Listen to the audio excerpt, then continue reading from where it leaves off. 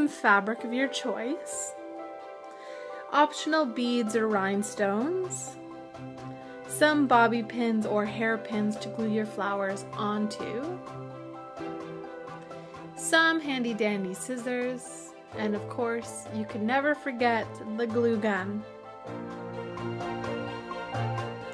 First, I'm going to be showing you how to do this wrapped up rose flower with this white. So you're going to start off with the fabric. Now I bought this at Walmart and it was already pre-folded in about 4-inch squares. So as you can see along the seam, I'm just going to cut along the length of the fabric here and just cut along there as straight as possible. It doesn't really matter that much. Now I want my edges to be a little bit more rough, so what I did is I'm going to be just kind of taking out some of the threads from either end of this fabric just to rough it up a little bit, just because I like that look a little bit better. Once it is roughed up enough, take your glue gun and apply glue to 1/2 of the end, folding that so that your whole 4-inch strip is now enfolded in half. Then repeat this on the other side. Now you're ready for the flower. Fold the end in 3, as you can see, and this is going to create our knot in the middle or our little center for our rosebud. Now roll it really, really tight. As you can see, it's a little bit hard to see, but put a glue once you are satisfied with it. Then take your fabric and you want to twist it away from you, as you can see, just like this. So take your hand flat, twist it away from you, and then place. You want to twist and wrap, and then the next step is you're going to twist towards you and wrap, then twist away from you and wrap, etc. Placing the fabric as you feel looks the best. You can, I'm using my my right thumb and kind of fluffing up the tips a little bit to make the top a little bit more full in this rosebud, but just, twist and place as you see the rose needs it.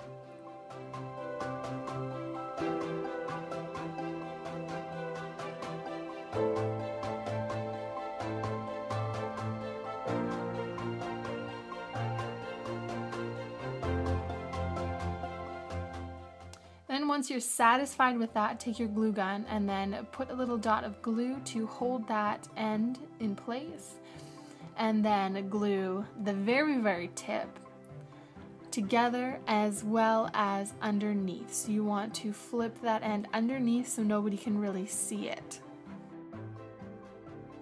I'm going to be using some felt for my base. I'm quickly measuring out how big I want it, and then make a circle with your scissors. Using your glue gun, go ahead and glue this felt circle to the bottom. Now I always do this in 2 layers. I will be cutting out a second felt for the bobby pin, but using 2 makes it a little bit more sturdy in your hair.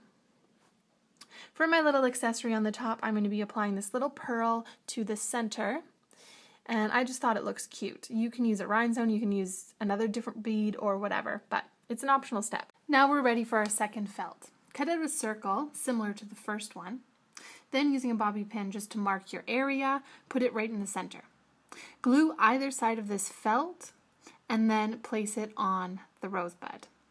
Now the reason why I do it this way is so I can take the bobby pins in and out so that I'm able to make it more secure by crossing my pins, as you can see. And this creates pretty much no movement within this accessory, so it's super awesome. So as you can see, I'm crossing the bobby pins and it's really, really hard for them to come loose. I really hope you enjoyed that first flower, and this second one is a nice one. This one is a little bit more fluffy of a flower, so it's a little bit more full in volume. I do like this one as well, and this is even easier than the first one. So what you're going to do is you're going to take your fabric, and this is a chevron one that I'm using that I really enjoy. Now my video kind of cut this off a little bit, so I'm going to kind of show you without cutting this. So you're going to cut off that 4-inch square, but fold it over about 3 or 4 times. Then once you've cut that, as I'm miming for you, you're going to cut that in half again. So now you have two 2-inch sections. Hopefully you're following me here. And then with those two, you can cut circles, just as you can see I'm doing right now. My scissors wouldn't cut more than this bulk of fabric, so this is why I did them in the 2 stages. Now you have a whole bunch of circles, and you want to pick one as your base. Then, with all the petals, what you want to do is you want to take your circle with the end facing up, fold it in half, and then fold it in quarters, just as you can see. So now you've got kind of like a pie shape. Take a little bit of a dot of glue, of the glue gun, into the corner, as you can see, and very gently press that together. Now you want this to be really, really small because you want full and bulkness out of the ends to create the petals. As you can see, it should look like that. And I have fast forwarded, so I have a lot. And then what you want to do is you want to build your pie. Take a dot on either end, on the first end, and then just build it as you would kind of like a pie, and in 4, so you want to fill that. Then you want to brick lay the second layer, so dot the corner of this and then put it on the seam in between, and then build on that. So brick lay kind of a pie shape pattern until you pretty much run out of material.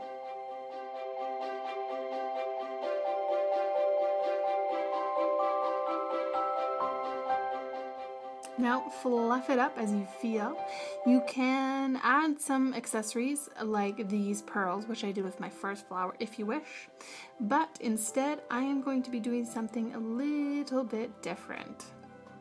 I'm going to be taking an extra circle, and I'm just going to be cutting this smaller than my other ones. Not too much smaller, but just a little bit. I'm going to fold it like I did all the other petals. Then, instead, I'm going to put a little bit of glue on the very, very tip. As opposed to the side, I'm going to do it on the tip and then place it into the center. I like this because it created a little bit more fullness and roundness to the flower.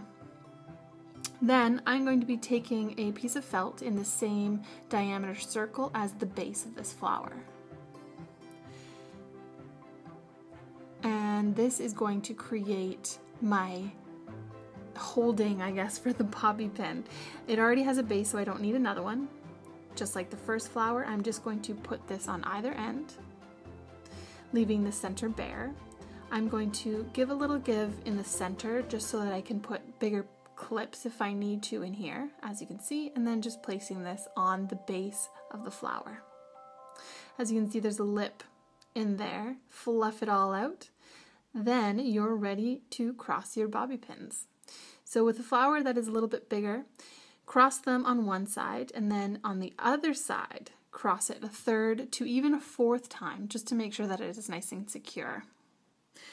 So there you have it, my 2 flowers. I really hope that you guys enjoy this video. Don't forget to stay tuned for Tuesday's video next week, where I show you an updo and other hairstyles to incorporate these flowers. So it's super exciting. Make sure to subscribe, and don't forget to like this video. And if you decide to try any of these flowers at home, don't forget to share with me your successes on recreating these on Twitter or Instagram. I hope you have a wonderful day, and I will see you in the next video. Bye for now.